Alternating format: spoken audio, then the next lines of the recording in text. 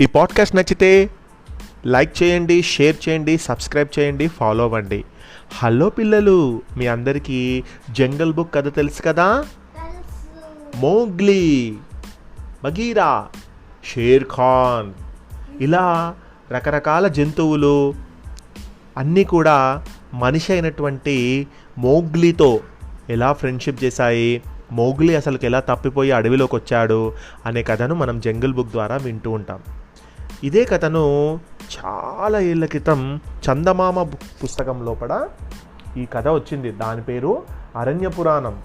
ఆ కథను సరదాగా మళ్ళీ మీ అందరి కోసం మన ఈ పాడ్కాస్ట్లో నేను చెప్పాలనుకుంటున్నాను. మరి మీరు వినడానికి సిద్ధమా? Let's start. అరణ్య పురాణం. సియోని కొండలలో ఒక గుహ, అందులో ఒక తోడేలయ్య సకుటుంబంగా కాపురం ఉంటున్నాడు. అతడికి భార్య, 4 పసికందులును. సాయంకాలం 7 అయింది. చంద్రుడు గుహలోకి తొంగి చూస్తున్నాడు. తోడేలయ్య కాళ్ళు చాచి ఒళ్ళు విరుచుకొని నిద్ర లేచాడు. వేటకు వేళ అయింది. తోడేలయ్య కొండ దిగిపోదామనుకుంటుండగా గుహ ద్వారాన ఒక నీడ కనిపించింది. శుభం కలగవలే తోడేలు దొరా, పిల్లలకు గట్టి దంతాలు రావలే, ధర్మం వర్ధిల్లవలే అన్నది నక్క అతి వినయంగా. నక్క దాని పేరు తబకి. ఈ నక్క తబకి అంటే తోడేళ్లకు తగని రోత. అది అన్ని చోట్ల చెడగా తిరిగి చాడీకోరు కబుర్లు చెబుతుంది, ఎంగిలి నాకుతుంది, ఏ చెత్త పోగు మీద తోలు ముక్కలైనా కొరుకు తింటుంది, గుడ్డ పిలికలను కూడా విడిచిపెట్టదు. అయితే నక్క అంటే తోడేళ్లకు కొంత భయం కూడా లేకపోలేదు. ఎందుకంటే ఉన్నట్టుండి దానికి పిచ్చెక్కుతుంది. పిచ్చి నక్క అంటే పులికి కూడా హడలే. పిచ్చి నక్క కాటు వల్ల సంభవించే మరణం మహాదారుణమైనది.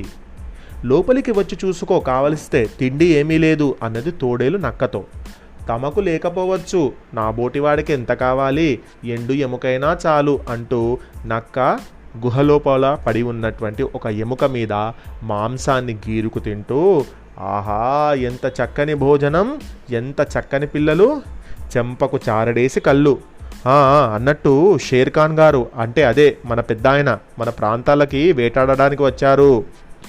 ఈ నెలల్లా ఇక్కడే వేటాడుతూ ఉండిపోతామని నాతో అన్నారు అని చెప్పింది. ఏంటి, షేర్ ఖానా? షేర్ ఖాన్ అనేది ఒక పులి. అది 20 మైళ్ళ దూరాన వాయున్గంగా నదీ తీరాన నివాసం ఉంటుంది. అది చట్టవిరుద్ధం. షేర్ ఖాన్ ముందు చెప్పకుండా, ఎవరికి తను వచ్చే విషయం చెప్పకుండా తన వేట స్థలాన్ని మార్చడం అరణ్య చట్టానికి విరుద్ధం. 10 మైళ్ళలో గల మృగాలన్నీ బెదిరిపోతాయి. నా సంగతి చూడబోతే మా ఆవిడ వేట కూడా ప్రస్తుతం నేనే ఆడాలాయే, ఎందుకంటే మా ఆవిడకు చిన్న చిన్న పిల్లలున్నారు, అది వేటాడలేదు అని చెప్పింది తోడేలు. వాణ్ణి వాళ్ళ అమ్మ మొదటి నుంచి సొట్టడనే పిలిచేది. షేర్ ఖాన్ని వాళ్ళ అమ్మ సొట్టడు అని పిలిచేదట. అంటే వాడు ఏంటి అంటే లేజీ పర్సన్, పుట్టినప్పుడే కుంటి కుంక, అందుకే పశువుల్ని తప్ప వేటాడి చావలేడు. వాడికి వేటాడడం రాదు, పశువుల్ని తప్ప వేటాడి చావలేడు ఎట్లా అని చెప్తుంది అన్నట్టు. వాయునుగంగ ప్రాంతంలో వాళ్ళని రెచ్చగొట్టాడు ఒకసారి. ఇప్పుడిక్కడ అదే చెయ్యటానికి దాపరించాడు. వాడి కోసం దుబ్బు అంటిస్తారే, అప్పుడు ఉంటాయి మన పాటలు అన్నది తోడేలమ్మ తాపీగా. ఇంతలో కొండ కింద లోయలో నుంచి షేర్ ఖాన్ కంఠం వినిపించింది అనుకుంటూ. నక్క చల్లగా జారుకున్నది అక్కడి నుంచి. చచ్చు వెదవా, ఊరు పొద్దెక్క ముందే ఆ రంకలేమిటి, అక్కడి వేట మృగాలు లేళ్ళు వాయునుగంగా దున్నాలనుకుంటున్నాడో ఏమో అన్నాడు తోడేలయ్య.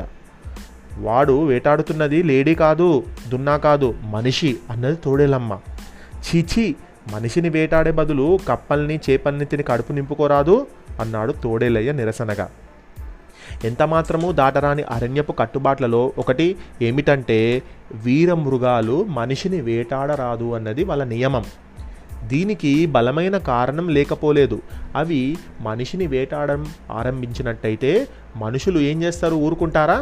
మనుషులు ఏనుగులనెక్కి తుపాకులు తీసుకొని కాగడాలు, అంటే చీకట్లో మనకు లైట్ రావాలంటే కాగడాలను పట్టుకొని తిరుగుతూ ఉంటారు అన్నట్టు. అవ్వాయ చువ్వలు, తప్పెట్లు అంటే సౌండ్లు చేసుకుంటూ వస్తారు, వేసుకొని వచ్చి పడతారు.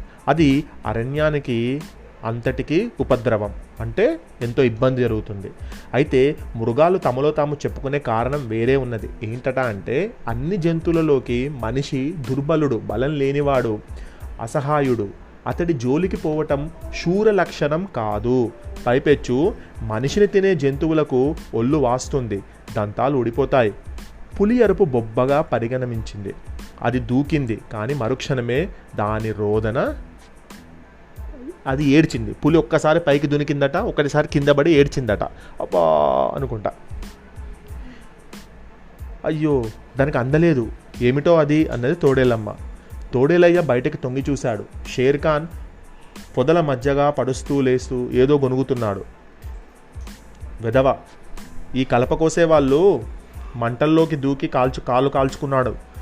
తబకి వెంటే ఉన్నాడు అన్నాడు తోడేలయ్య. తబకి అంటే ఇందాక వచ్చిన నక్క, వీడి వెంటే ఉన్నాడు అని చెప్తున్నాడు తోడేలయ్య.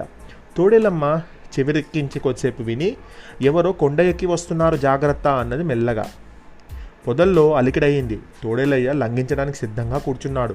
సరిగా తరుణం చూసి లంఘించబోయి అంతలో ఏదో చూసి తనను తాను నిగ్రహించుకోవటంతో గాలిలోకి 4-5 అడుగులు ఎత్తులేచి మళ్ళీ అక్కడే పడ్డాడు షేర్ఖాన్. చూడగానే అక్కడి నుంచి షేర్ఖాన్ వెళ్ళిపోయాడు. చూడగానే అక్కడ మనిషి పిల్ల చూడు అన్నాడు తోడేలయ్య. అతనికి ఎదురుగా ఒక పిల్లవాడు కొద్ది ఎత్తులో ఉన్న ఒక చెట్టు కొమ్మను పట్టుకొని వేలాడుతూ ఉన్నాడు. వాడికి ఇప్పుడిప్పుడే నడక వస్తున్నది. వాడు తోడేలయ్య ముఖంలోకి చూసి నవ్వాడు. వాడి ఒళ్ళు మెత్తగా సొట్టలతో నవనవలాడుతున్నది. ఇది మనిషి పిల్ల ఎలా ఉంటుందో చూపించు అంది తోడేలమ్మ. ఇగో ఇదే మనిషి పిల్ల అని దాన్ని నోట్లో అంటే ఆ బాబుని నోట్లో ఖర్చుకొని ఎలాంటి గాయం కాకుండా తోడేలమ్మ దగ్గరికి తీసుకొని వచ్చిండు. తోడేలయ్య పిల్లవాడి వీపును తన దవడల మధ్య బలంగా పట్టి తీసుకొచ్చి తన పిల్లల మధ్య పెట్టాడు. పిల్లవాడి శరీరానికి ఇంత చిన్న ఘాటు కూడా లేదు. ఎంత చిన్న ఒళ్ళు, ఎంత నున్నగా ఉందో, కానీ ఎంత ధైర్యం వీడికి అన్నది తోడేలమ్మ మృదువుగా.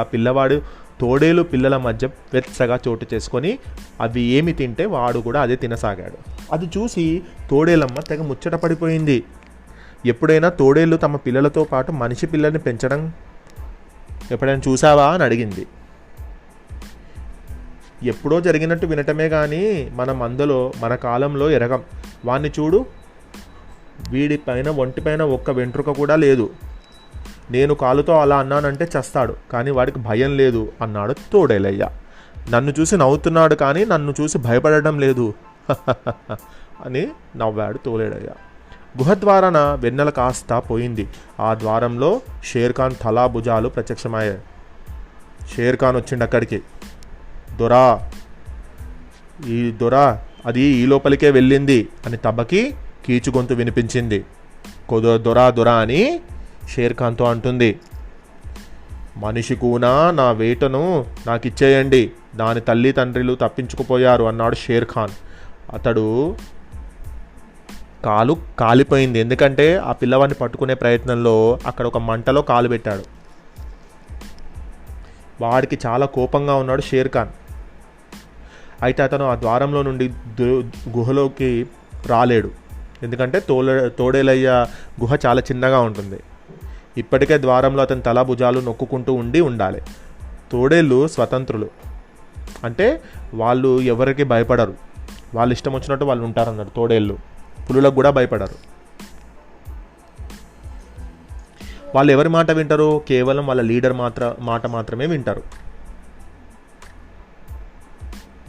మరి ఈ షేర్ఖాన్కి ఆ బాబుని ఇచ్చేసిండ్రా అనేది నెక్స్ట్ పాడ్కాస్ట్లో విందాం.